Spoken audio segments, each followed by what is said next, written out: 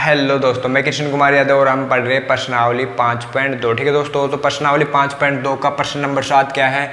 उस एपी का 31वां पद ज्ञात कीजिए। कौन सा पद ज्ञात करना है? 31वां। और कौन सी एपी, कौन सी समांतर श्रेणी जिसका 11वां पद 38 है? कौन सा पद दिया गया है दोस्तों हमें? A11। कितना दिया गया है? 38। ठीक है, 11वां पद कितना है? 38। और 16वां पद 73 है। A16 कितना दिया गया है दोस्तों हमारे पास? 73। ठीक है, अब देखो मैं A11 को क्या लिख सकता हूँ? A11 बराबर क्या होगा दोस्तों? A प्लस में, ये जो बात हो रही है वो केवल एक समांतर श्रेणी की बात हो रही है। ठीक है दोस्तों, तो एक समांतर श्रेणी में 10वें पद में 11वें पद में भी प्रथम पद समान होगा और 16वें पद में प्रथम पद समान होगा और सार्वंतर भी समान होगा। ठीक है दोस्तों, क्योंकि एक श्रेणी की बात हो रही है, एक एपी की बात हो रही है। ठीक है, तो हमारे A11वां पद क्या होगा? A प्लस में 10D। ठीक है दोस्तों, क्या होगा? A प्लस में 10D लिख सकते हैं हम इसको। इसी प्रकार A16 क्या होगा दोस्तों? A16 बराबर होगा A प्लस में 15D। ठीक है, अब देखो हमारे पास A प्लस 10D का मान कितना है? 38। तो ये होगा A प्लस 10D बराबर कितना होगा दोस्तों? 38। ये हो गई इक्वेशन नंबर 1।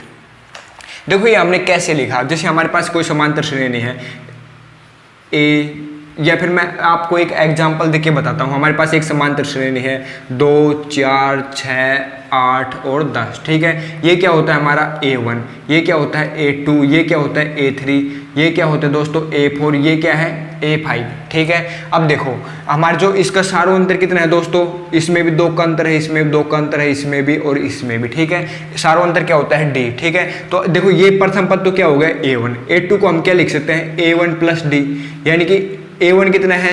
2 और D कितना है दोस्तों? 2। तो 2 और 2 कितने हो गए? 4 हम लिख सकते हैं। इसी प्रकार A3 को क्या लिख सकते हैं? A1 plus 2D।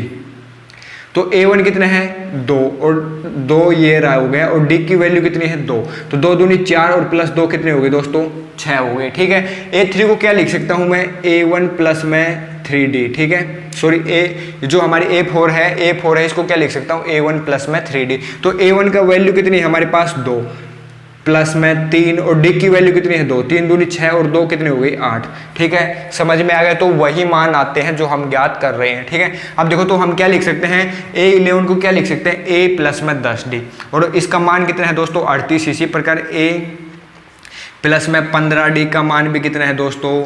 73। ये क्या होगी? Equation number 2। ठीक है, अब देखो हमारे पास ये 2 समीकरण प्राप्त हो गई। अब हमने समीकरण 2 हमने प्रश्नावली 3 में पढ़ी थी कि इनको 2 समीकरण को कैसे हल करेंगे? विलोपन विधि से हल कर सकते हैं, प्रतिस्थापन विधि से हल कर सकते हैं, या फिर वज्र गुणा विधि से भी हल कर सकते हैं। ठीक है दोस्तों, तो मैं यहाँ पर लिख देता हूँ समीकरण 1 व 2 का विलोपन विधि से हल करने पर। कौन सी विधि से दोस्तों?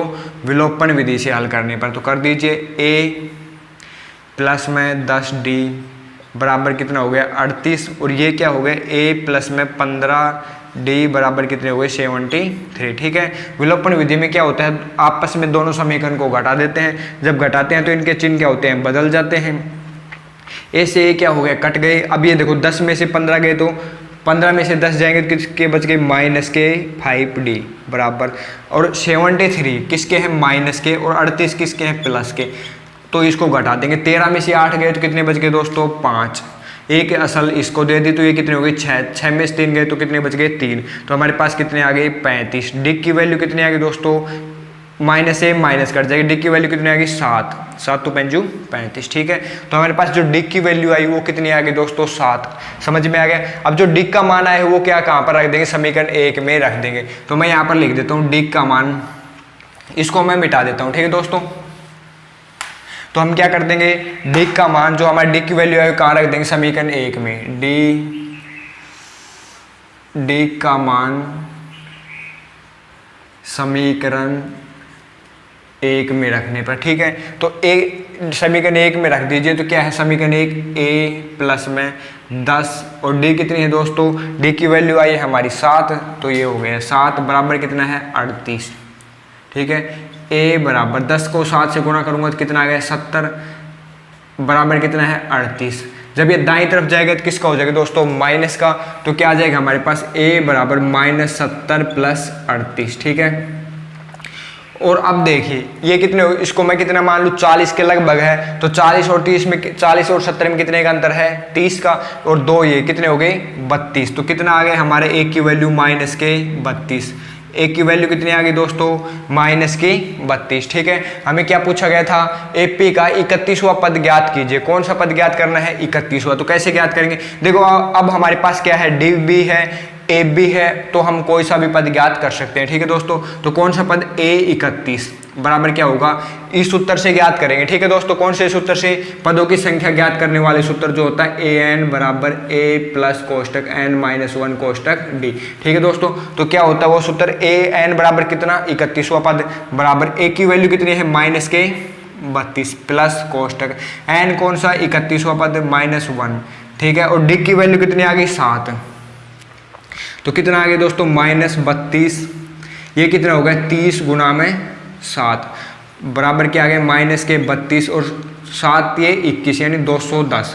अब देखो 210 में से कितने गए 32 घटाएंगे तो कितने बच जाएंगे दोस्तों, 200 में से 30, 210 में से 30 घटाओ पहले, तो 210 में से 30 घटाए तो कितने आ गए 180, और 180 में से जब 2 जाएंगे तो कितने बच गए 178। तो हमारे पास क्या वैल्यू आ गई माइनस के 178। ठीक है दोस्तों, तो A31 की वैल्यू कितनी आ गई माइनस के 178। ठीक है दोस्तों, समझ में आ गया। देखो क्या करना है, पहले क्या करेंगे, सबसे पहले क्या करेंगे दोस्तों, हम A11 को क्या लिख सकते हैं A प्लस 10D, और A16 को क्या लिख सकते हैं A प्लस 15D। इनको क्या करेंगे विलोपन विधि से हल ज्ञात करेंगे। ठीक है, फिर क्या करेंगे D की वैल्यू ज्ञात करेंगे और A की वैल्यू ज्ञात करेंगे, और फिर हम जो हमारे जो पदों की संख्या ज्ञात करने का सूत्र होता है उससे हम A31वां पद ज्ञात कर लेंगे। ठीक है दोस्तों, तो हमारा A31वां पद कितना आ गया माइनस के 178। ठीक है, समझ में आ गया। अब चलते हैं हमारे प्रश्न नंबर 8 पर।